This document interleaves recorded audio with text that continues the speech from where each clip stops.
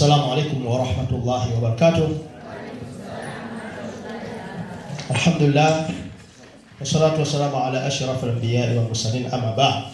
Ndugu zangu wapenzi wa Islam na wale ambao bado hawajabahatika kwa Islam, baada ya kumshukuru Allah subhanahu wa ta'ala, Mola mlezi aliyetumba sisi na wale wa kabla yetu kwa makusudio mazima ya kuweza kumcha yeye Allah subhanahu wa ta'ala. Ndugu zangu, mada ya leo ni nyeti kwa sababu kifo cha Bwana Yesu kama wanavyotangaza Wakristo ndio imani yao. Kwa hiyo leo wakitambua kwamba si kweli kwamba Yesu hakufa msalabani kwa ajili ya dhambi zao, maana yake kuanzia leo Wakristo wengi wataingia katika Uislamu. Lakini cha msingi ni kwamba leo, ni maana nimesimama na peni, nataka niende kipengele baada ya kipengele. Kwanza wajue kwamba Yesu hakufa msalabani. Na sisi Waislamu kusema kwamba Yesu hakufa msalabani si maneno yetu, kwa sababu hata vitabu vyao vinapingana. Na leo nataka kuonyesha itilafu zilizomo ndani ya Biblia, kila mmoja atambue. Kwanza mimi namuuliza Mwenyezi Mungu ndani ya Qur'ani katika sura ya 4, Allah anasemaje? Hizo hila ni kweli sio kweli? 3:54 Qur'an. Na anasema bala billahi minashaitani rajim, bismillahir rahmanir rahim. Na anasema Mwenyezi Mungu katika kitabu kisichokuwa na shaka, sura ya 3 aya ya 54 katika kitabu cha Qur'an. Na Mayahudi walifanya hila. Unaona, Qur'an inathibitisha kwamba ni kweli. Na Mayahudi walifanya hila. Kwa hiyo wazee hawakuwa negereko, hawakuwa wazalamu, walikuwa ni Mayahudi. Na Mwenyezi Mungu akafanya, akazipindua hila zao. Mungu akazipindua hila. Kwa hiyo walifanya hila kweli mtaani, lakini Mungu akapindua hila zao. Kwa hiyo Qur'ani imesema kweli, na walau haingekuwepo aya hii, basi Nabii Muhammad sallallahu alaihi wasallam ana Qur'ani angeonekana muongo. Kwa hiyo Biblia inakubali kwamba wazee walikapanga mtaani tu hila zao, lakini Mwenyezi Mungu akapindua hila zao. Ndio maana aya hiyo inasema wa makaru wa makara Allahu wallahu khairu makirin. Unaona vitu hivyo viko wazi kabisa. Kwa hiyo Wakristo hawajui. Yaani leo mfano leo, yaani daktari mkuu wa hospitali pale Dodoma, mgonjwa kaenda pale au wagonjwa wameenda. Kwa hiyo badala ya yule daktari kuwatibia wagonjwa labda na malaria, inachukuliwa sindano, anachomwa daktari ili wagonjwa wapone. Inawezekana? Kwa hiyo hawa wanafanya madhambi, eti Yesu ndio afe abebe madhambi yao. Haiwezekani, mtoto wa mtu mnamsikizia. Kwa hiyo baada ya kuona hayo, tunaona mafundisho kwa mujibu wa vitabu yanakataa. Sasa angalia mashaka yaliyomo ndani ya Biblia. Naomba tuanze na kitabu cha Mathayo sura ile ya 27 anzia aya ya 45. Aya 27:45 Matthew au Mathayo mtakatifu inasema, basi tangu saa sita palikuwa na giza juu ya nchi yote hata saa 9. Na kama saa 9 ndio Yesu akapaza sauti yake kwa nguvu akisema, Eloi Eloi lama sabakthani, Mungu wangu mbona umeniacha? Sasa angalia mfano, geuzo upande wa pili. Hawa wanaamini Yesu Mungu. Angekuwa Mungu kweli hapa asingesema Mungu wangu, akisema Mungu mwenzangu, mbona tunaachana? Asingesema Mungu wangu, mbona unaniacha? Angesema tunaachana, kwa sababu naye Mungu, maana yake kwanza ule Mungu nao unakufa hapa. Kama angekuwa Mungu kweli angesema Mungu mwenzangu, asingesema Mungu wangu. Sasa kwa mujibu wa andiko hilo, inaonyesha Yesu kaachwa na Mungu. Tunaiuliza Biblia, angalia mashaka hayo. 8:29 Yohana 8:29. Sasa tutachagua hizo aya, kama Mungu kweli amemwacha Yesu ama Mungu hakumwacha Yesu. Namuuliza Yesu mwenyewe ndio aseme. 8:29 Yohana inasema, naye aliyenipeleka yu pamoja nami. Yesu anasema naye aliyenipeleka, maana Yesu katumwa na Mungu. Hakuniacha peke yangu, kwa sababu unafanya siku zote maana Waislamu tunakubaliana na Yesu kwamba Mungu hajamuacha, kwa sababu siku zote Bwana Yesu anafanya mambo ambayo yanampendeza Mungu. Lakini hao wanakataa, wanasema hapana, Yesu Mungu alimuacha kwa sababu alikuwa hafanyi yanayompendeza Mungu. Kwa nini? Kwa sababu swali linakuja hivi, kweli msalaba ama kifo cha Bwana Yesu ni kwa ajili ya ukombozi wa watu? Na hawa tuliokuwa nao ni Wasabato hapa, ni miongoni mwa Wakristo. Sasa sisi tunauliza hivi, je, msalaba ni laana au ni ukombozi? Tunamuuliza Mungu. 21:22 Kumbukumbu la Torati. 21:22 Kumbukumbu la Torati inasema 21:22 Kumbukumbu la Torati. Kumbukumbu la Torati inasema nilikuwa nataka kusoma 22. Akiwa mtu, sikiliza sheria iliyopangwa na Torati. Akiwa mtu ndio ametenda dhambi impasayo kufa. Akiwa mtu ametenda dhambi inayompasa kufa, akauawa, nawe ukamtundika juu ya mti. Ule msalaba ni mti, sio zege lile. Mzoga wake huo, yaani aliyekufa pale ni mzoga.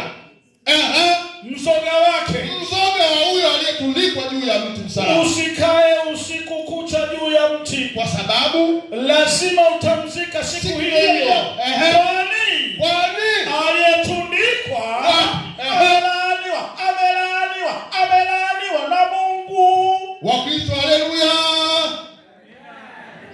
wanakubali Yesu kalaaniwa na Mungu. Inna lillahi wa inna ilaihi raji'un. Ndio maana tunakataa, kwa sababu ukitangaza Yesu kwa msalabani, unatangaza Yesu kalaaniwa na Mungu, anakwenda motoni. Hivi aliyelaaniwa na Mungu anaenda peponi, motoni? Naona maskini hapa. Sasa je, wewe ambaye unamfuata aliyelaaniwa na Mungu, na wewe utakuwa umefanyaje? Kwa hiyo wamelaaniwa, na aliyelaaniwa na Mungu anakwenda wapi? Inna lillahi. Kwa hiyo hao wanatangaza kwamba wamelaaniwa na Mungu. Leo ndio wanatangaza. Kwa hiyo wachungaji wote waliofika hapa, waliokuwa hapa mbele, waliokaa kule pembeni, wote wamelaaniwa na Mungu. Kwa mujibu wa Biblia, sio maneno yangu. Wanaweza kusema hilo agano la kale, tunafuata na agano jipya. Galatia 3:13 inasema. Galatia 3:13 Galatia inasema katika kitabu cha Galatia. Wanaweza kusema hilo agano la kale si hatuna mpango nalo. Tunauliza agano jipya. Huyo tena tunafuata mtume wao Paulo. 3:13 Galatia inasema Kristo alitukomboa katika laana ya Torati. Wanakubali kwamba Kristo ametukomboa katika laana ya Torati. Kwa kuwa alifanywa laana kwa ajili yetu. Wanakubali kwamba kwa kuwa Yesu amefanywa laana kwa ajili yao. Maana imeandikwa amelaaniwa kila mtu aangikwaye juu ya mti. Kwa hiyo kutangaza kwamba Yesu amekufa msalabani, maana yake unatangaza Yesu amelaaniwa na Mungu, na wenye kumfuata nao watakuwa wamefanyaje? Wamelaaniwa na Mungu. 15:19 Deuterokanoni. Wakorintho wa kwanza 15:19 Deuterokanoni.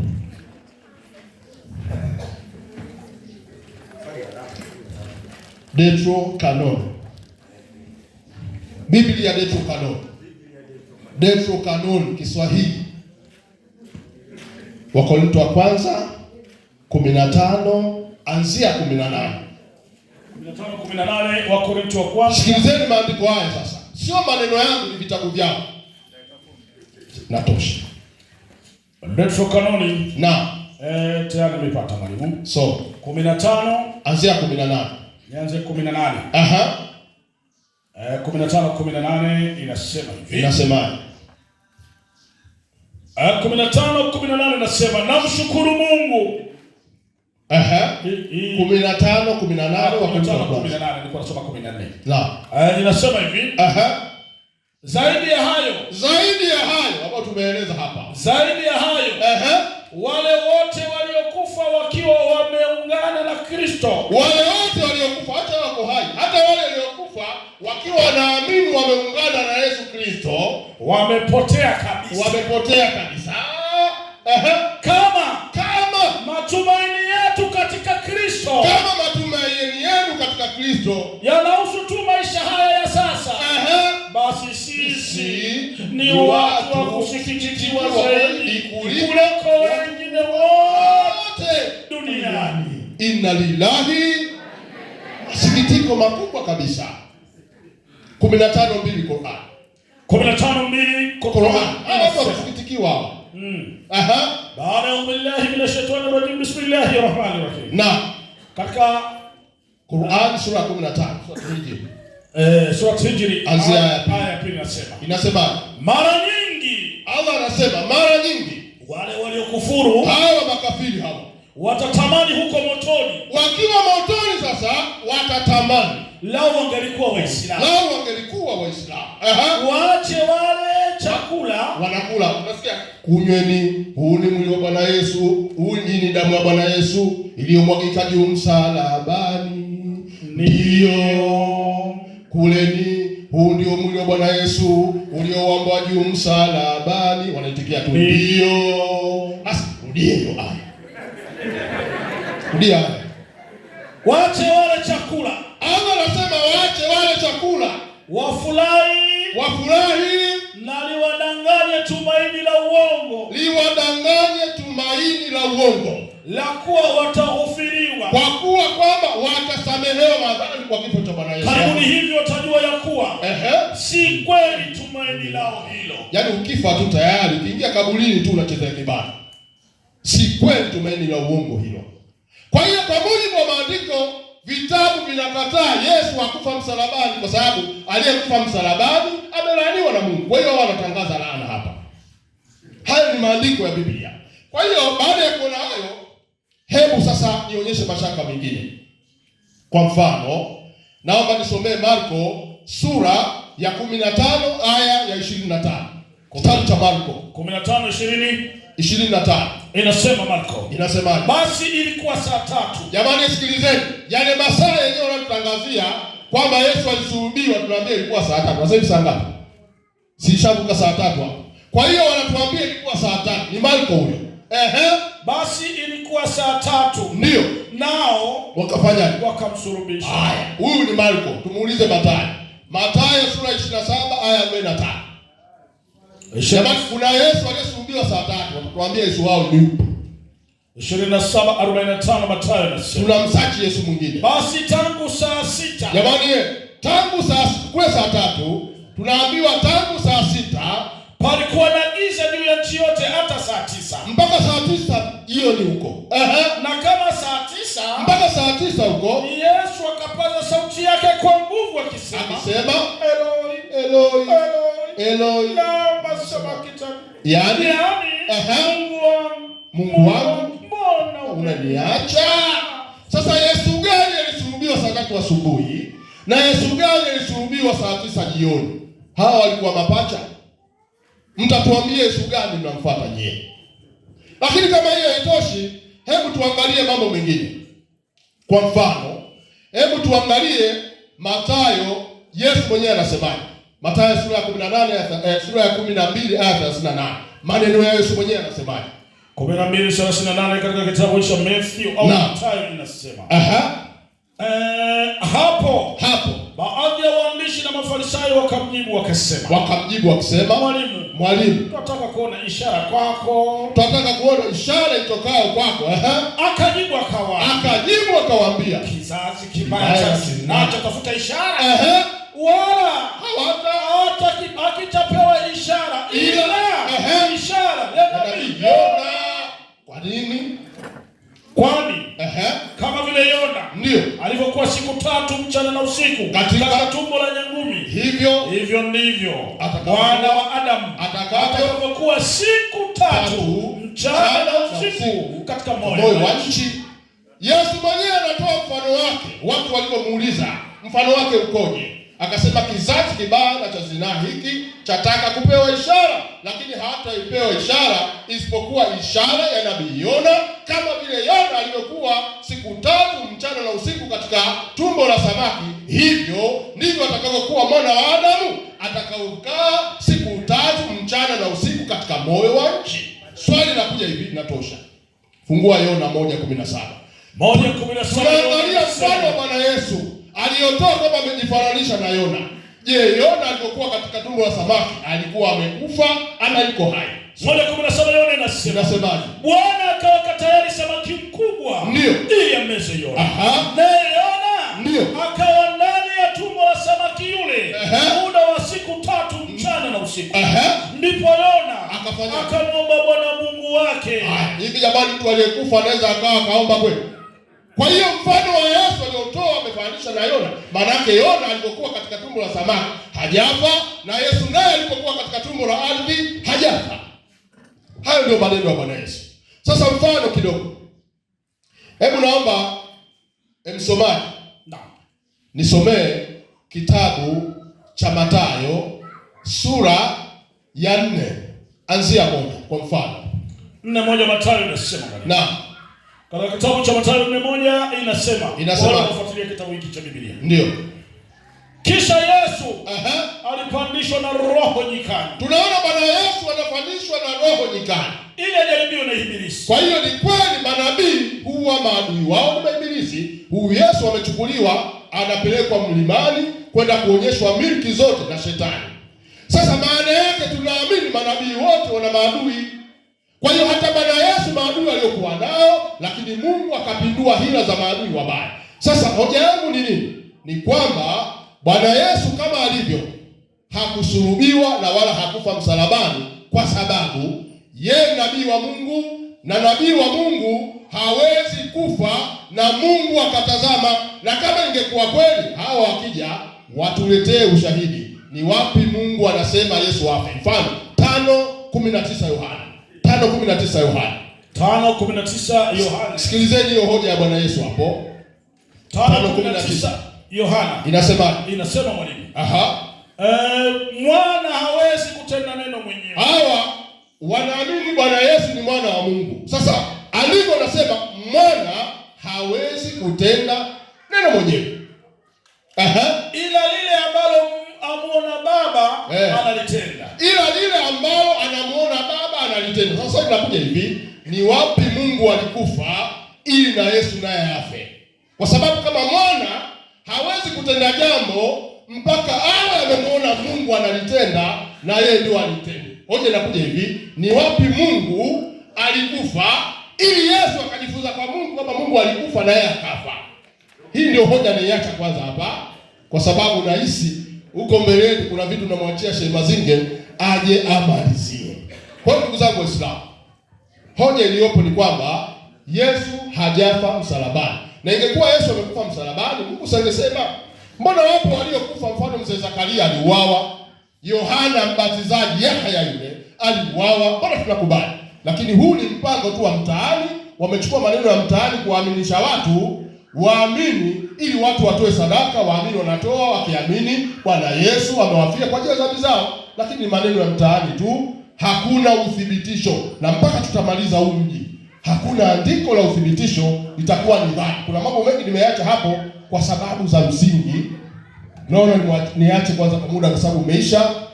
Assalamu alaikum wa rahmatullahi wa barakatuh. Wa alaikum salam wa rahmatullahi wa barakatuh.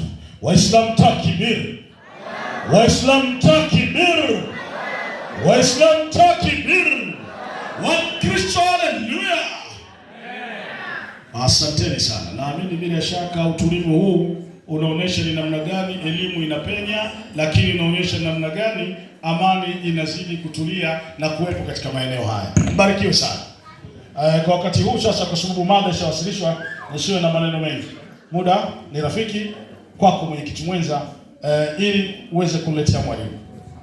Asante. Bwana Yesu asifiwe. Assalamu alaikum. Sasa watoa mada wametoa mada hapa na wamejieleza vizuri, wakijinasibu kwa kutumia maandiko kama walivyoyachunguza, lakini wamekimbilia mahali wanasema kwamba majibu hayatapatikana. Nataka tuwahakikishe kwamba hilo sio kweli. Namleta kwenu mhadhiri tayari kabisa kwa kutoa majibu yanayotoka katika vitabu visivyotiwa mashaka. Karibu mhadhiri. Bwana Yesu asifiwe. Amen. Sasa nataka niseme ya kwamba unajua hawa watu wana majivuno tu, mara hawa makafiri. Mwalimu wangu, naomba nipe Qur'ani 6:40. Sasa ninyi wasikilizaji muamue, mimi na huyu nani afadhali? Shanga tu hao makafiri, nani kafiri hapa? Twende haraka. Qur'ani 6:40, nipigie ufafanuzi wake. Twende. Kinasema sema. Nipigie ufafanuzi wake. Ufafanuzi wake inasema haya yanaonyesha kuwa, haya maneno yanaonyesha ya kwamba makafiri wa zama hizo, makafiri wa zama zile za mtume walikuwa afadhali katika itikadi yao juu ya uwezo wa Mwenyezi Mungu, juu ya kumwamini Mwenyezi Mungu kuliko hawa Waislamu wa zama hizi, hao Waislamu wa zama hizi hawa wanaomba mizimu na makaburi na majini. Sasa wapi sasa? Jamani, Bwana asifiwe. Amen. Ningekuwa Mwarabu ningesema inna lillahi wa inna ilaihi rajiun. Sasa mwalimu wangu akasema haiwezekani mtu kubeba dhambi za mtu mwingine. Nataka nimrekebishe tu ili niingie kufundisha. Nipe Qur'ani 29:13. Nimfundishe kupitia Qur'ani yake, maana hata hiyo Qur'ani haielewi. Qur'ani 29:13. Twende. 29:13 Qur'ani. Twende mwalimu wangu. 29:13. Huku mwingine akikufungulia Qur'ani 72:13. Twende. Na hakika wataibeba mizigo yao. Na hakika kuna watu wataibeba mizigo yao ya dhambi. Hiyo ni Qur'ani. Na mizigo mingine pamoja. Na mizigo mingine pamoja na mizigo yao.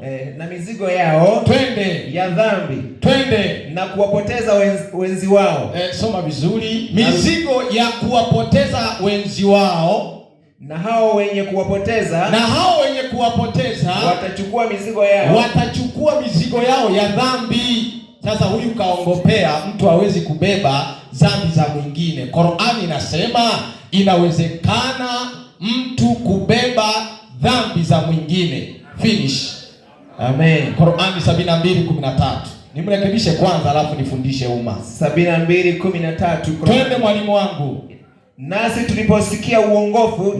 tuliposikia uongofu tuliuamini. Basi anayemwamini Mola wake, anayemwamini Mwenyezi Mungu Subhanahu wa Ta'ala, hataogopa kupunjwa wala kutwishwa dhambi za mtu mwingine. Bwana asifiwe. Amen. Hii ni Qur'ani inasema anayemwamini Mwenyezi Mungu hawezi kuogopa kubebeshwa dhambi za mtu mwingine. Hata alafu hebu ngoja tuendelee. Alafu akasema eti Yesu alifanywa laana. Hii hajaiona. Nisomee Qur'ani chapa ya 8550. Hata Muhammad alifanywa laana. Hii hajaiona. Usishangae, ngoja nikupe andiko. Twende mwalimu wangu. Inasema hivi. Twende mwalimu wangu. Leo mnaona kuwa hamna anayemsikiliza Muhammad. Hakuna anayemsikiliza Muhammad isipokuwa vijana wachache. Baadhi ya watumwa na maskini. Naye Muhammad amefanywa shabaha ya laana. Bwana asifiwe. Amen. Hii hakuiona. Hapo kidogo, hebu rudia kwenye Qur'ani hapo uliposoma. Naye Muhammad amefanya. Hebu soma. Mwenyekiti, ngoja nikusimamisha hapa. Tusitoke nje ya vitabu. Tusichomeke maneno yetu. Dunia inatufuatilia, watu wote wana Qur'ani wanazo.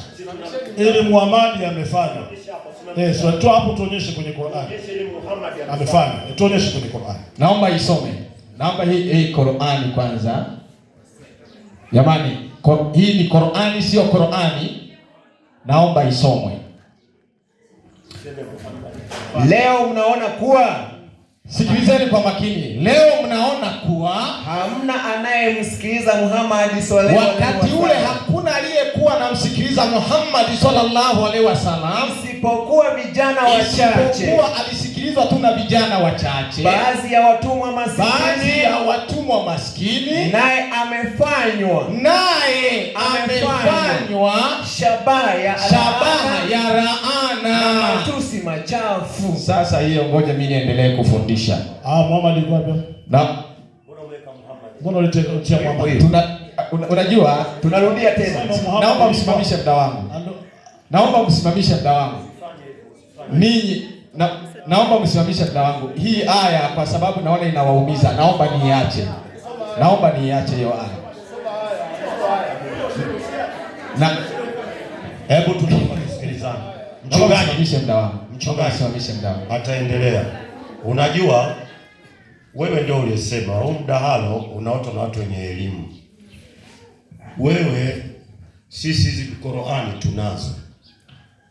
Hiyo aya haijasema Muhammad usichomeke, alafu hiyo sio aya. Hiyo ni sherehe. Sasa kama unasoma sherehe, soma sherehe. Kama neno hakuna usiweke. Hiyo sio aya kwa sababu hujataja ni aya gani. Usiharibu muhadhara, mimi nakuomba tu. Kwa hiyo tubiri futa ulisimamisha muda. Futa maelekezo yake ili aanze upya. Wewe nenda pale.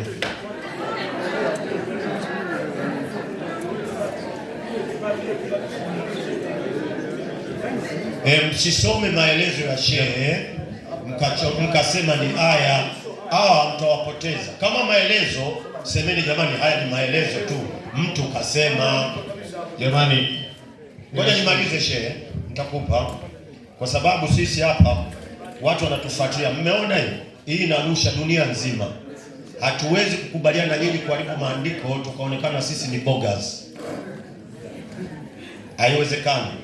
Yaani wanatazamaji wanasema Mazinge yuko pale, watu wanachafua kaka. Haiwezekani. Kama aya imesema. Kama sherehe sema hii ni sherehe sio aya, ili watakaisikiza waseme yule bana anasema sherehe.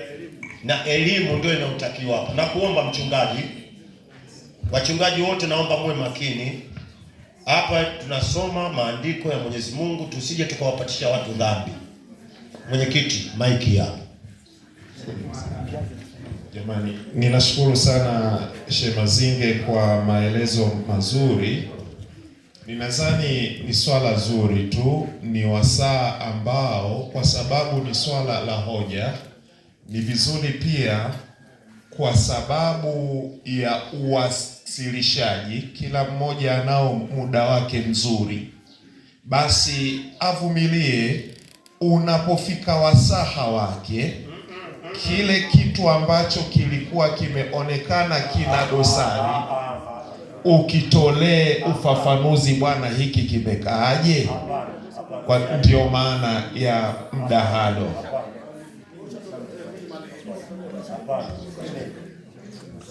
Jamani, nimeshamuelewa shehe kwamba ni nukuu niliyosoma ya mwisho ni ufafanuzi wa Qur'ani. Niweke hivyo. Nini maana ya ufafanuzi? Qur'ani hizi huwa zinafasiriwa na wanazuoni. Kwa hiyo ni elimu ya wanazuoni. Si nimeeleweka hapo? Aha. Kwa hiyo sasa hiyo nimemaliza kwamba mtu anaweza akabebeshwa dhambi za mtu mwingine. Sasa naenda kufundisha sasa. Tuendelee. Kwa nini tuzungumzie msalaba? Wakorintho wa kwanza 1:18. Jamani, huu mdahalo ni wa elimu. Kama una elimu sisogee hapa. 1:18 Wakorintho wa kwanza 1:18. Nimenukuu hapa hoja, ngoja niendelee kujibu moja baada ya nyingine. Wakorintho wa kwanza 1:18. Inasema, twende. Kwa sababu neno msalaba kwao wanaopotea kama hawa ni upuuzi, bali kwetu sisi, lakini kwetu sisi tunaokolewa ni nguvu ya Mungu. Bwana asifiwe. Amen. Hiyo unapaswa uelewe hiyo. Sasa ili uelewe tunapozungumzia msalaba, sisi Wakristo tunaamini Yesu alikufa kama kafara, kwa sababu katika vitabu vya Torati sheria ilikuwa kwamba nyakati za zamani, kwenye kitabu cha Torati ilikuwa mtu anapotenda dhambi, ili asamehewe dhambi, ilihitajika kafara ya mnyama. Kwa mfano, kitabu cha Walawi sura ya 4 mstari wa 27 na 28, walikuwa anapeleka mnyama, unamchinja, anatolewa kama kafara kwa ajili ya dhambi, kama yule mnyama ambaye alipewa Nabii Ibrahimu alayhi salam wakati alikuwa anataka kumuua mtoto wake. Kwa hiyo mnyama akafa badala ya mtoto wa Ibrahimu alayhi salam. Kwa katika Torati, Agano la Kale, ilikuwa inafanyika hivyo ili usamehewe, ili usalimike na adhabu ya kifo kwa ajili ya dhambi. Ilihitajika kitu kingine cha ziada, kafara ya mnyama. Ndivyo ilikuwa hivyo. Naomba nipe hiyo. Walawi 4:27 hadi 28 inasema, twende. Na mtu awaye yote katika watu wa nchi, na mtu awaye yote katika nchi, twende, akifanya dhambi pasipokusudia, akifanya dhambi pasipokusudia, akifanya neno lolote katika hayo, twende, ambayo Bwana aliwauliza wasifanye, ambayo Bwana aliwauliza wasifanye, naye akapata hatia, ndio akijulishwa hiyo dhambi yake, akijua ametenda dhambi aliyoifanya, twende, ndipo atakapoleta mbuzi mke, ndipo atakapopeleka mbuzi, awe matoleo yake kwa ajili ya dhambi yake, awe kafara kwa ajili ya dhambi aliyoifanya. Hiyo ndio Torati, watu walikuwa wanasamehewa kwa namna hiyo. Amen. Hiyo ni Torati.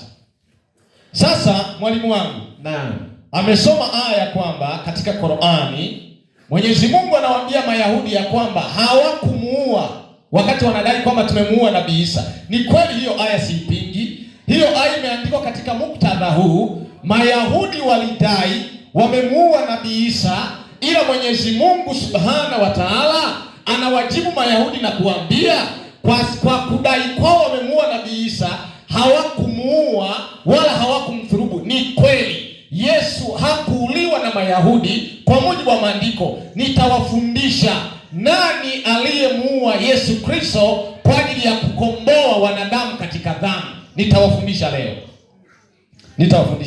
Mwalimu wangu, twende Qur'ani 3:183. Qur'ani 3:183. Twende 3:183 Qur'ani. Soma hiyo. 3:183 Qur'ani inasema, huku mwingine akikufungulia Qur'ani 2:87. 3:183 inasema, nimefika hapo. Twende. Wale waliosema Mwenyezi Mungu ametuahidia tusimwamini mtume. Mwenyezi Mungu ametuahidia tusimwamini mtume yote mpaka atuletee kafara. Hiyo ni Qur'ani. Mwenyezi Mungu ametukataza tusiamini mtume mpaka atuletee kafara inayoteketezwa kwa moto. Twende. Waambie waliokujieni mitume kabla yangu kwa hoja zilizo waziwazi. Mwenyezi Mungu anasema waliwakujieni mitume. Huyo ni Mtume Muhammad anasema waliwakujieni mitume kabla yangu kwa hoja zilizo waziwazi. Kwa hayo mnayosema, basi kwa nini mnakuwa ikiwa mlikuwa kwa nini mliwaua? Kwa nini mliwaua ikiwa mlikuwa wakosea? Tunajua hapo umekosea. Amen. Kwa hiyo Mtume Muhammad anasema kuna mitume waliotangulia kabla yake walikuwa na hoja zilizo waziwazi na waliuawa. Muhammad hilo alitambua. Je, Isa ni miongoni mwa waliotumwa kabla ya Muhammad? Je, Isa ni miongoni mwa waliotumwa na hoja zilizo waziwazi? Qur'ani 2:87 tafasiri ya Farisi. Twende. Qur'ani 2:87. Inasema ya kwamba, twende, na hakika tulimpa Musa kitabu, na hakika tukampa Musa kitabu, tukawafuatisha mitume wengine, yake, ndio, na tukampa Isa mwana wa Maryam, hoja zilizo waziwazi, tukamtia nguvu kwa Roho Mtakatifu. Kome hapo. Nabii Muhammad anasema kuna mitume waliotangulia kabla yake walikuwa na hoja zilizo waziwazi na waliuawa. Na Nabii Isa alayhi salam, Yesu Kristo, alikuwa miongoni mwa mitume mitume waliotumwa kabla ya Muhammad, akiwa na hoja zilizo waziwazi. Swali tumuulize Allah subhanahu wa ta'ala katika tafasiri ya Qur'ani ya Barwani, je, ni kweli Isa aliuawa? Qur'ani 3:55. Taratibu Barwani 3:55. 3:55. Qur'ani 3:55. Twende. Nimefika hapo. 3:55. Twende haraka tafadhali. 55 nasema huku hiyo aya akufungulia Sheikh Faris. Na pale Mwenyezi Mungu aliposema, ewe Isa, mimi nitakufisha. Sikiza sasa. Qur'ani imesema hawakumuua hao Mayahudi. Sasa nani aliyemuua? Allah subhanahu wa ta'ala ndani ya Qur'ani anasema pindi alipomwambia Isa, ewe Isa, hakika mimi nitakufisha. Hiyo hawakuiona. Twende. Niendelee hapo? Endelea tu hapo kwanza. Aya yote hii. Na nitakunyanyua kwangu. Na baada ya kukufisha, nitakunyanyua uje kwangu. Na nitakutakasa na wale waliokufuru. Na nitawaweka wale waliokufuru, wale waliokufuata juu ya wale waliokufuru mpaka siku ya kiyama. Hiyo ni Qur'an. Sasa naomba Sheikh Farisi nipigie maelezo yake. Unajua anaweza kusema kufiishwa ni kusinzia. Maana Allah katika hii aya anasema ilikuwa ni lazima Yesu afiishwe na Allah subhanahu wa ta'ala kisha anyanyuliwe kwenda mbinguni. Na ndio maana sisi tunaamini Yesu alikufa, akafufuka, yuko mbinguni na atakuja tena katika siku ya kiyama. Soma ufafanuzi wake anasema, twende. Na huko kusema kwao kuwa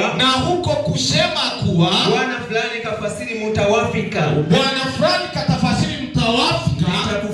Nitakufisha. Hakuna anayekataa. Akasema kuwa Nabii Isa hakufa. Hakuna anayekataa. Wanazuoni ila hawa ndio wanakataa. Waislamu wa siku hizi. Jamani Waislamu, takbir. Allahu Akbar. Hiyo ni Qur'ani inayosomwa, sio Biblia.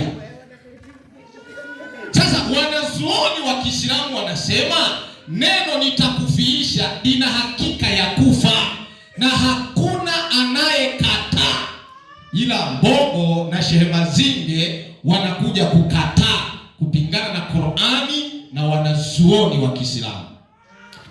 Nifungulie Qur'ani 3:56 tafasiri ya Harimadia. Qur'ani 3:56. Sasa atakaye kuja apite katika mapito haya.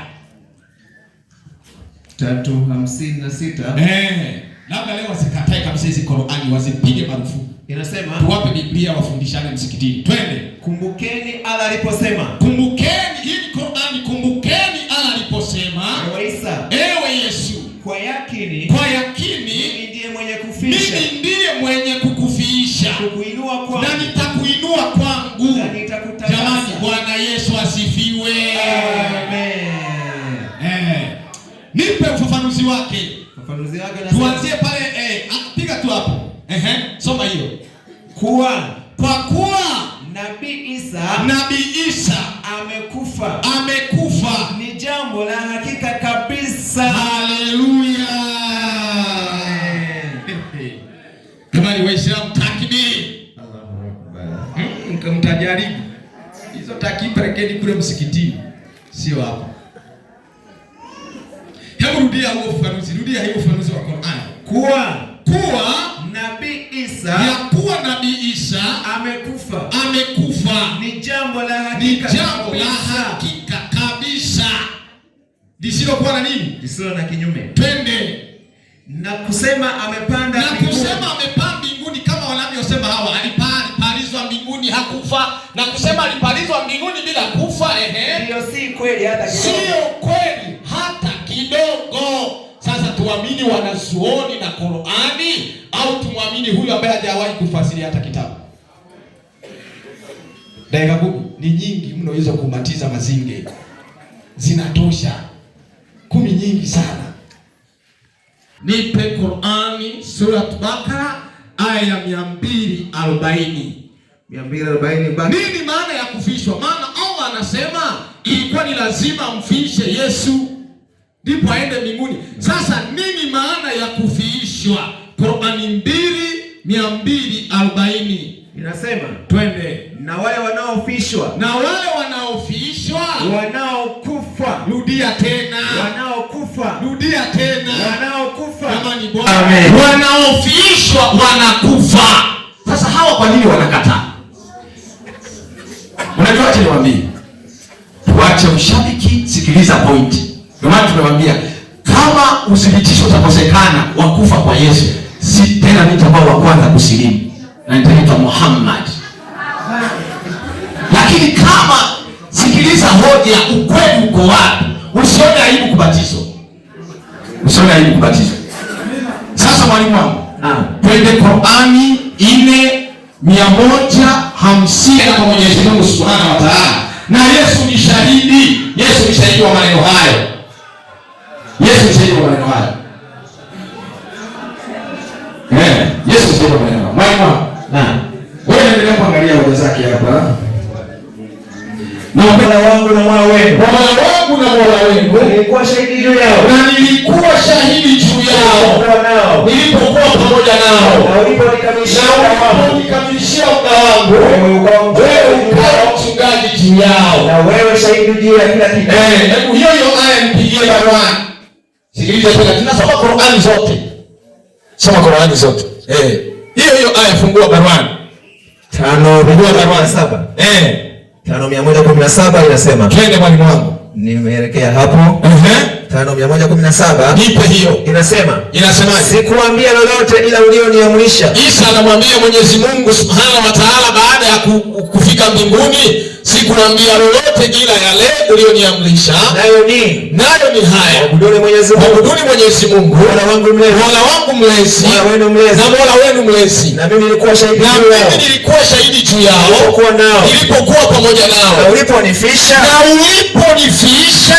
Wewe ndiwe mwangalizi. Bwana Yesu asifiwe. Yesu mwenyewe anatambua alipofika mbinguni akamwambia Mwenyezi Mungu, uliponifisha. Na Qur'an 2:240 inasema wanaofiishwa wanakufa. Sasa yaani maneno Mwenyezi Mungu hayawezi kubadilika. Allah alisema nitakufiisha na kweli alikufa. Na ninawasubiri wanakuja baada ya 15 nitarudi hapa. Itakuwa ni kitumbi, mvua ya mawe itanyesha. Wakorintho wa kwanza 1:18. Tunarudi pale. Korinto wa kwanza pale kaka. Inasema kwa sababu neno la msalaba kwa hao wanaopotea ndio wanaopotea ni upuuzi. Lakini sisi tunaokolewa ni nguvu ya Mungu. Bwana Yesu asifiwe. Jamani Bwana asifiwe. Jamani Waislamu takbiri. Inna lillahi wa inna ilaihi rajiun. Waislamu karibuni kwa Yesu. Jamani karibuni kwa Yesu. Hatuna masharti mengi sana, ni ubatizo tu. Unabatizwa tu kama Isa alivyobatizwa. Karibuni kwa Yesu. Na huo ndio kweli. Hatuko hapa kishabiki. Na huo ndio ukweli wa Mwenyezi Mungu. Najaribu kuelekeza kwa lugha ya upole na huruma muelewe kwamba kifo cha Yesu ni kwa hakika. Qur'ani imekiri, Qur'ani imekubali, wanazuoni wamekubali, kila kitu kiko sawa. Kwa hiyo nasema ya kwamba Waislamu Yesu anawapenda, anawahitaji kuwaokoa. Mwenyezi Mungu awabariki sana. Jamani, Bwana Yesu asifiwe. Waislamu, assalamu alaikum. Haya, asanteni sana. Hoja imejibiwa upande wa Wakristo baada ya kuletwa na wahadhiri wetu wa upande wa Kiislamu. Sasa ni zamu yako mwenyekiti. Sijui utawaambia wakohoe tena na kutikisa ngumi. Haya, karibu. Waislamu takbir. Allahu Akbar. Hebu nyosha mkono wako Muislamu, tikisa kunja ngumi, kohoa kurekebisha koho. Maana ni kitu unachotaka. Sio mtoto unataka mpe, zungusha mkono wako, kohoa tena na tena. Takbir. Allahu Akbar. Bado mwenyekiti mwenza hajasikia hiyo. Anataka asikie unapokohoa, alafu anataka asikie unapotoa takbir. Kunja ngumi, kohoa kurekebisha koho. Tena takbir. Allahu Akbar. Takbir. Allahu Akbar. Kristo haleluya. Sasa jambo la shida sasa hivi. Wamepooza kabisa. Pole. Lakini ndio hivyo ndogo ndogo. Tati. Vitu vinaingia. Maana yetu kama ambavyo tunaendelea kukumbusha tena. Maana yetu tunaendelea kukumbusha. Maana yetu inasema kufa kwa Yesu ni ukombozi. Nafikiri walimu wanaendelea kutoa haya na nyinyi mnasikia. Na katika aya hizi bila shaka mmeshasikia kwamba Mungu ameshasema kamleta Yesu kwa ajili ili mkombolewe. Kwa hiyo nyinyi ndio mtachuja. Tunakwenda katika summary dakika 15 na mleta Professor Abid Othman Mazinge, bingwa wa hoja Afrika Mashariki na Kati. Kwa nini kaitwa professor? Hii ni moja katika mada yake ili ufanye huyu kuitwa professor. Sikiliza kwa makini. Chukua pen na karatasi. Asalamu alaykum wa rahmatullahi wa barakatuh. Mimi katika maisha yangu sijawahi kuona kwamba trekta inakufa alafu unaenda kuchukua spare ya guta unafunga kwenye trekta. Trekta itatembea? Maana yangu nini? Leo huyu mchungaji anawathibitishia Wakristo wa Sabato kwamba Qur'ani ndiyo inathibitisha Yesu kafa. Sijui mnanielewa? Ndio maana akatoa baruani, akatoa nini. Kwanza tumwangalie huyu na wachungaji wenzie. 56 Yeremia. Katika kitabu cha Yeremia 56 Yeremia anasema. Unasemaje? Yeremia 56. Hii Biblia makabala. Hii namba hii Biblia ndio kwa chini. Muda dakika 10 shehe. 56 Yeremia anasema. Naomba waumini wa Kisabato msikilize haya hii. Mimi sitoi Qur'ani. Mimi na Biblia Qur'ani cha chochote. 56 Yeremia. Inasema watu wangu wamekuwa kondoo waliopotea. Hii ni Biblia. Ni Biblia hiyo. Mungu anasema watu wangu wamekuwa kondoo waliopotea. Wachungaji wao wamefanyaje? Wachungaji wao wamewapoteza. Mmelisikia ndiko? Kwamba wachungaji wao wamepoteza kondoo. Ndio maana mtu anachukua spare ya guta anafunga kwenye nini? Trekta.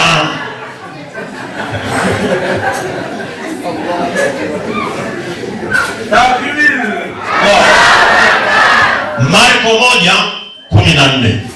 Marko 1:14 nasema mwalimu. Katika kitabu cha Marko 1:14. Inasemaje? Marko 1:14. Hii shaona mwalimu. Nilikuwa nikaangamiwa. 1:14 Marko inasema. Hata baada ya Yohana kutiwa gerezani. Hata baada ya Yohana kutiwa gerezani, Yesu akaenda Galilaya. Msikilize, mimi namnukuu Yesu mwenyewe. Yesu akaenda Galilaya akihubiri habari njema ya Mungu. Safi. Akisema wakati unatimia na ufalme wa Mungu umekaribia. Tubuni na kufanya tubuni na kuiamini Injili. Wachungaji wanaambiwa watubu, waiamini Injili. Yeye haamini Injili mpaka aombe lift kwenye Qur'ani kifo cha Yesu. Maana yake Injili haijasema Yesu kafa. Wasabato wote iyana inayotoa Wasabato wote wanaiamini 20:13 Kutoka. 20:13 kitabu cha Kutoka kinasema. 20:13 Kutoka. Inasema nini? 20:13 Kutoka inasema, usiue. Hajasikia au hajasikia? Rudia tena. Usiue. Hakuna andiko kwenye Biblia Mungu anasema uweni. Sasa nakuulizeni Waislamu na Wasabato. Tuko katika kanisa la Usabato. Ukiua unakwenda katika uzima wa milele au unakwenda katika moto wa jahannam? Sijasikia. Kina dada wa Kisabato naomba ujibu. Ukiua unaenda katika uzima wa milele au unakwenda jahannam?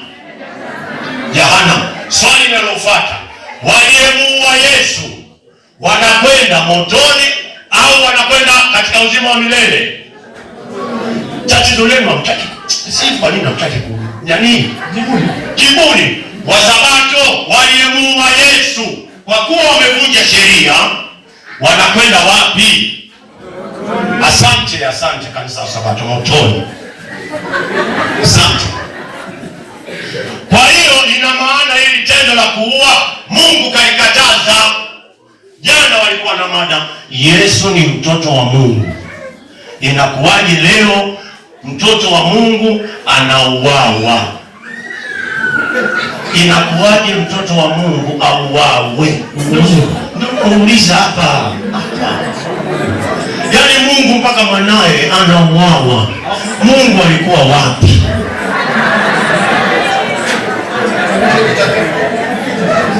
Leo utauliza mpaka certificate kakufa Yesu. Kwenye maswali utauliza mlete cheti aliyothibitisha Yesu kafa. Takudaini cheti, andaeni. Nyinyi Waislamu na nyinyi Wasabato na nyinyi wachungaji wa Kisabato, Yesu anasema 11:29 Mathayo 11:29, jitieni nira yangu ili mjifunze kwangu. Yesu anasema jitieni nira yangu mjifunze kwangu, kwa kuwa mimi Yesu ni mpole na mnyenyekevu. Wote tunataka tujifunze kwa Yesu. Swali, kama Yesu amesema tujifunze kwake, alafu watu wameshamuua, tutajifunza kwa nani wakati aliyesema tujifunze kwake kafa?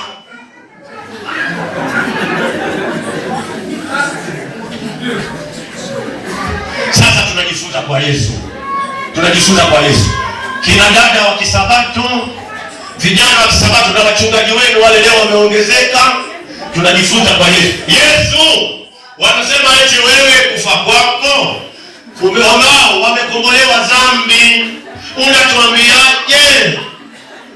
Yohana 17:3.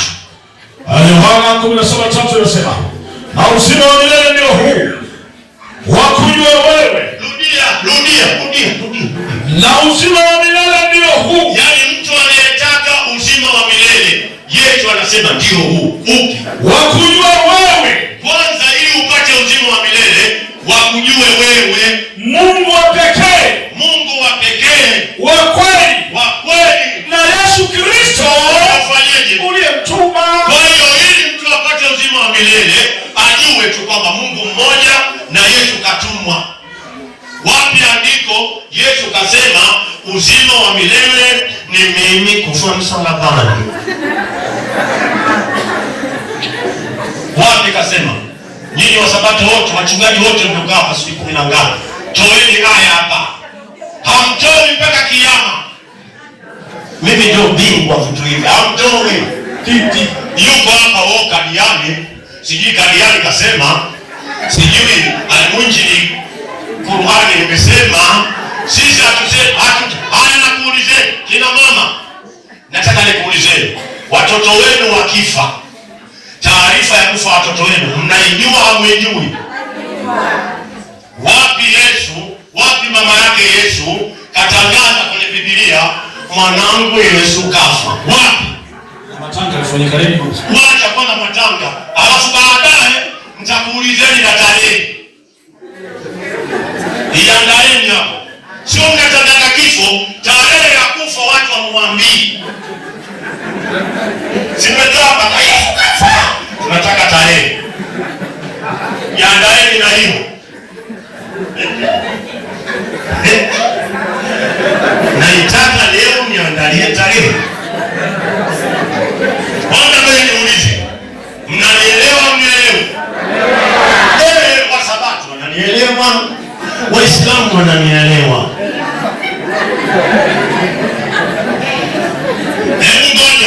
Ngoja. Hivi Yesu alishawahi kusema uongo? Mbona hataki kujibu? Yesu alishawahi kusema uongo? Tumsikilize Yesu.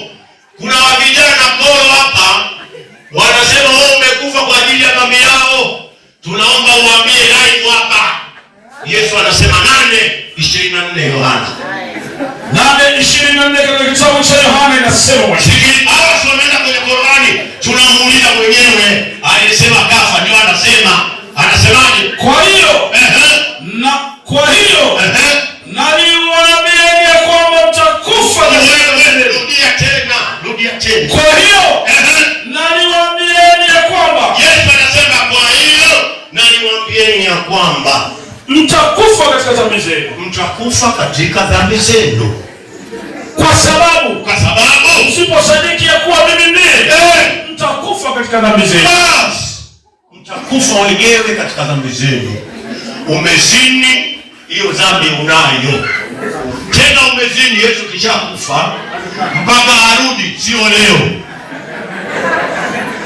Swali linakuja, yani kiutaalamu, kuna watu wamekufa kabla Yesu hajafa msalabani. Wale dhambi kawabebea nani wakati walishatangulia kufa? Swali la kitaalamu. Tunatakiwa mtueleze hapa. Yesu kazaliwa, kaondoka duniani miaka 2000, kaja duniani kakuta watu walishakufa. Swali tunauliza, kama Yesu alikuja kufa kwa ajili ya dhambi, akaja akawafia waliokuwa hai, huoni kama Mungu atakuwa kapendelea? Kuna wengine walikufa kabla ya Yesu hajaja duniani. Dhambi za wale atabeba nani? Takbir! Tuambie hapa, mkiinuka mtuambie. Allah.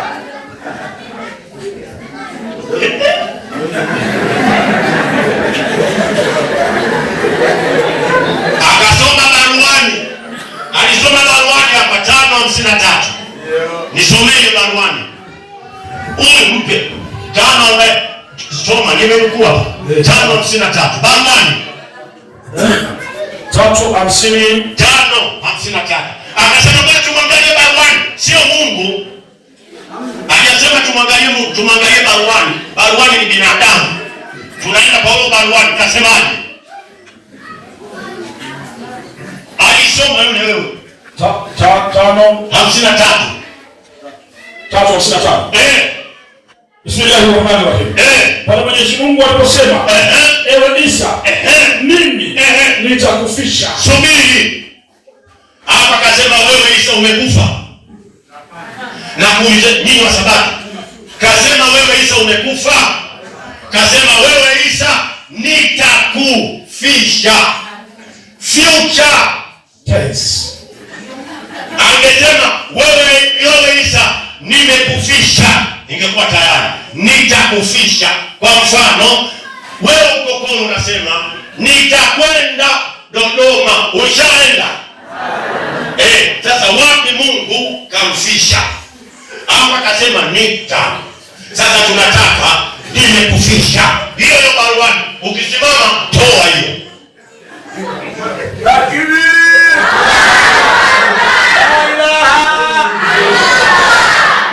Kama Yesu alikufa kwa ajili ya dhambi zetu, tunakuja kanisani kufanya nini? Kama Yesu kishabeba dhambi, mnakuja kufanya nini kanisani? Maana yake kama unakuja kufanya ibada, dhambi hizo mnazo. Dhambi hizo mnazo. Kwa sababu haiwezekani dhambi imeshachukuliwa alafu mnahangaika na dhambi. Zipi? Au mmetenda nyingine? Mchungaji, ukija hapa utuambie. Tunakuja kanisani baada ya zile zilizochukua Yesu, tumeanzisha zingine. Ukija hapa utuambie. Bado moja najua. akatoa aya kwenye Qur'ani eti Mungu baada ya Yesu kufa akamchomekea akampaisha. Mungu gani anaweza kumpaisha Yesu? 4:57. Rudia hiyo. Inasema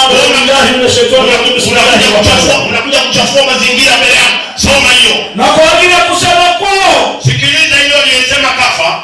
Mungu anasema na kwa ajili ya kusema kwao sisi tumemua Masihi Isa Bwana ambaye ni mtume wa Mungu.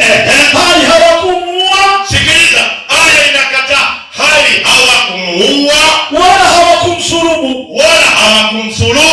Bali walimanaishiwa mtu mwingine wakamdhania Nabii Isa.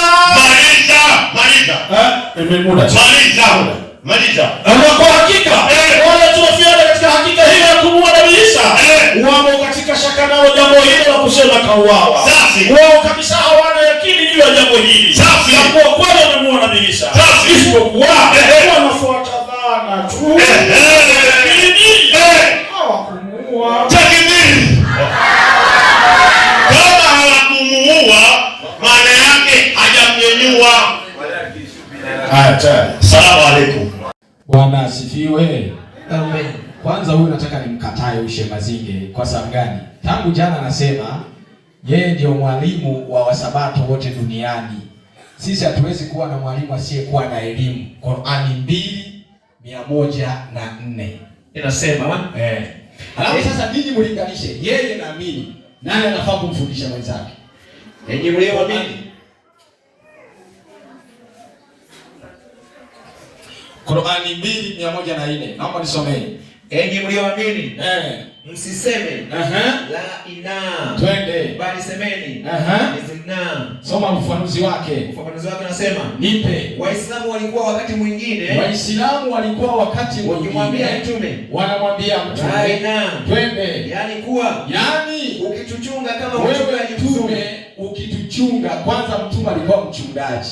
Na akatoa andiko eti wachungaji. Hajui hata mtume alikuwa mchungaji. Inna lillahi wa inna ilaihi rajiun. Wafuasi wake walimwambia, ewe mtume, utuchunge sisi Waislamu kama mchungaji bora. Chunga wanyama wake. Twende. Kwani sisi Waislamu ni wajinga. Walimwambia sisi ni wajinga. Hatujui la madhara wala la maslahi. Hawaelewi. Sasa Wakristo wako namna gani? Qur'ani 5:82. 5:82 Qur'ani. Nataka tu niwaelezee Wakristo, watu wa ahli kitabu, watu waliosoma vitabu wa Kristo. Qur'ani 5:82.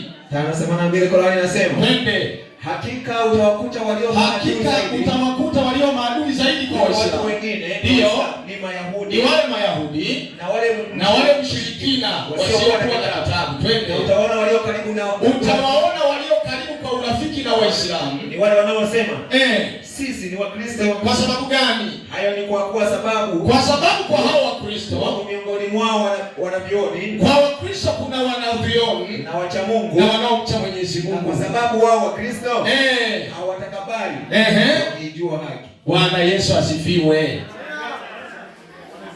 Utamaliza wewe ukiingia.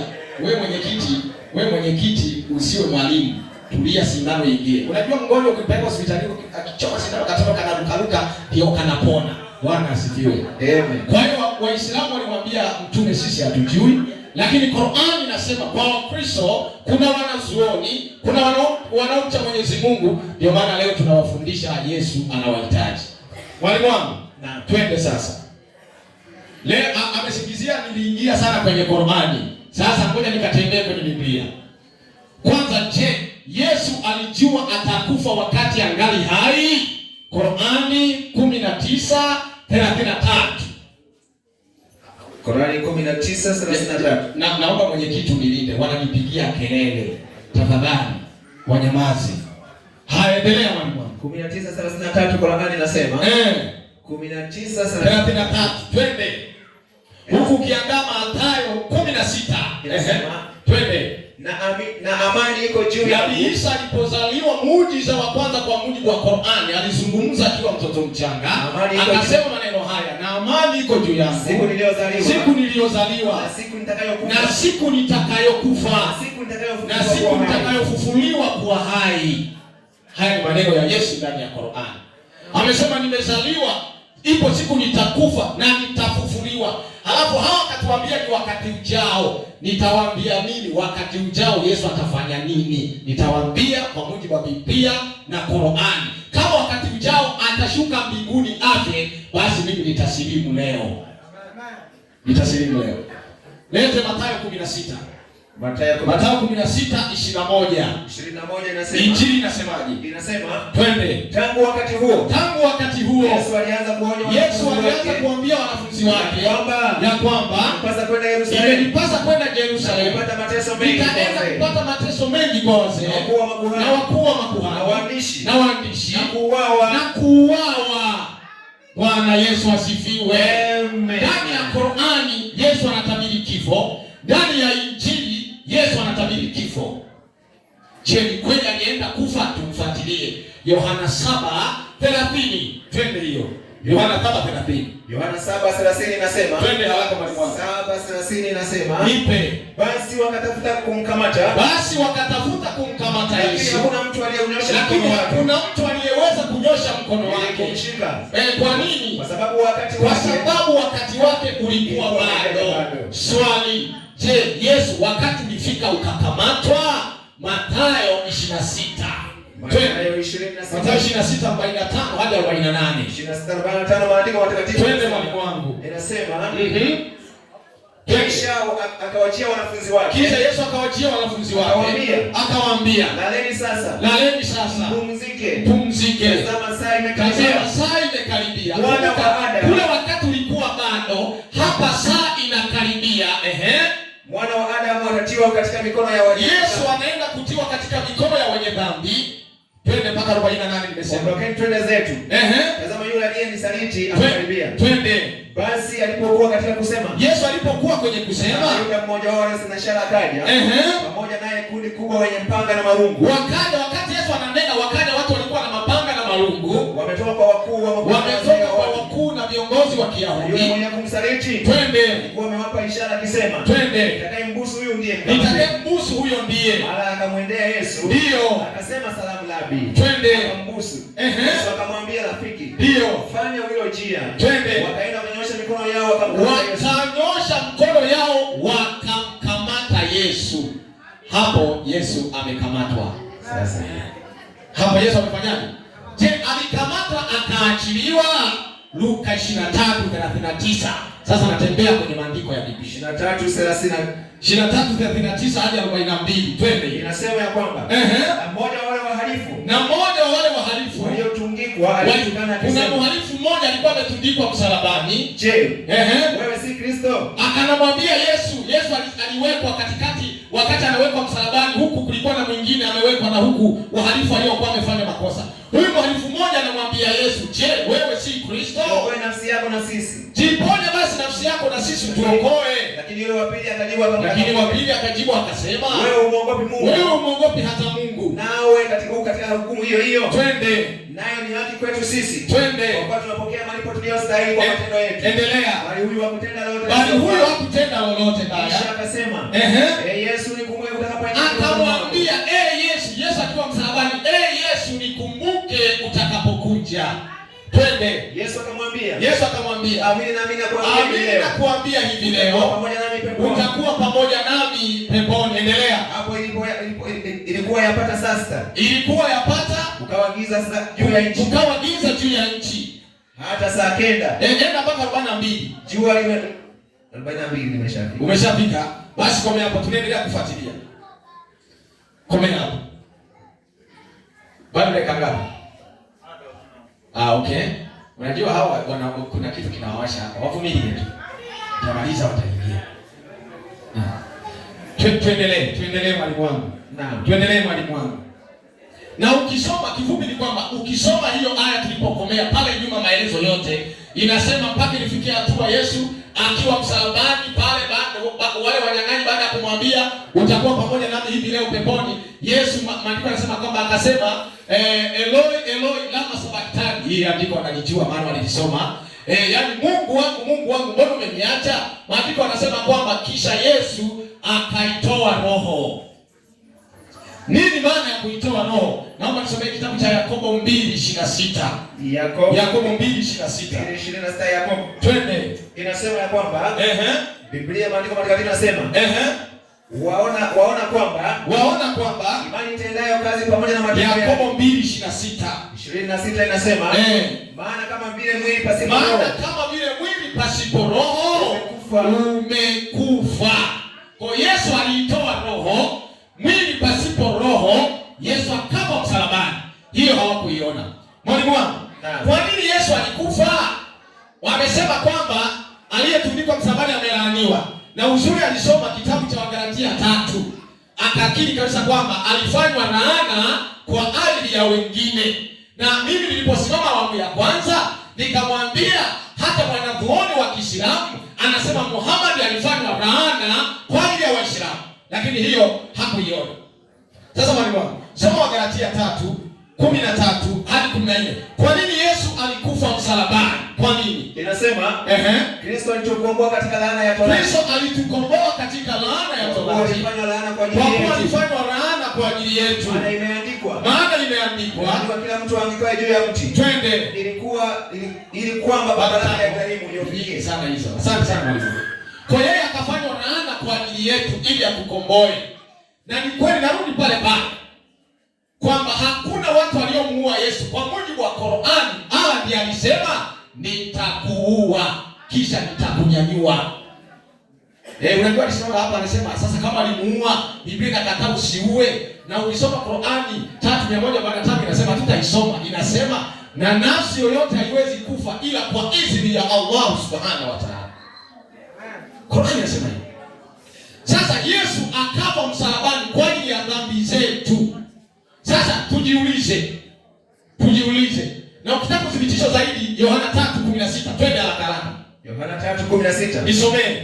Yohana 3:16. Soma tu. Kwa maana jinsi Mungu aliupenda ulimwengu hata akamtoa mwanawe pekee, ili kila mtu anayemwamini asipotee, awe na uzima wa milele. Mungu katika Qur'ani anamwambia Yesu, nitakuua ili ulimwengu uokolewe. Bwana asifiwe.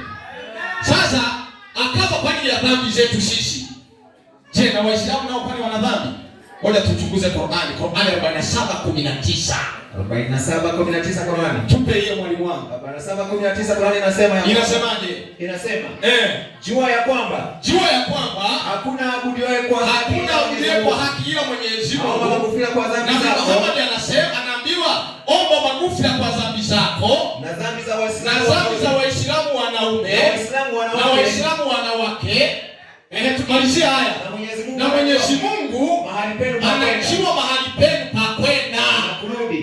Kumbe tu hapo Muhammad anaambiwa omba msamaha kwa dhambi zako na kwa dhambi za Waislamu wanaume na kwa dhambi za Waislamu wanawake, na kwa sababu wana dhambi Mwenyezi Mungu anajua pa kwenda wenye dhambi. Pa kwenda wenye dhambi ni wapi? Qur'ani 19:70-71.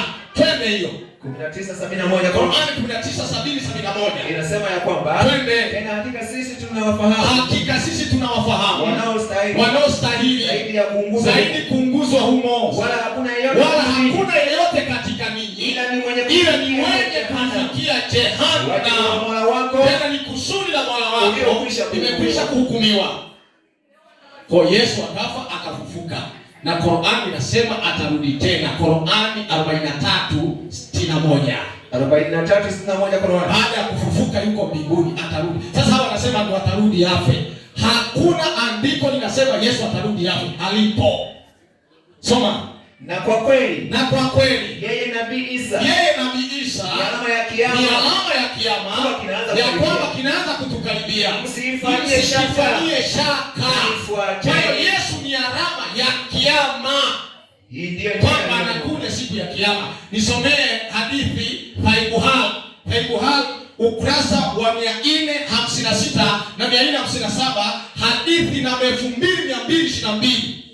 Anasema Abu Huraira. Twende, anasema Abu Huraira. Mjumbe wa Mwenyezi Mungu. Amesema mjumbe wa Mwenyezi Mungu. Hapa kwa yule ambaye nafsi yangu iko mkononi mwake. Amekaribia kuteremkia. Amekaribia kumteremkieni. Ibn Maryam. Kama mwenye kuhukumu. Yesu atakuja kama mwenye kuhukumu na kwa uadilifu atavunja misalaba na ataua nguruwe. Bwana asifiwe. Qur'ani inasema Yesu atakuja. Hadithi za Bwana Mtume katika Sahih Bukhari inasema Yesu anapokuja haji kufa, anakuja kuhukumu ulimwengu na wenye dhambi waliomkataa kama Waislamu. Jamani, Bwana Yesu asifiwe. Waislamu, karibuni kwa Yesu, anawapenda.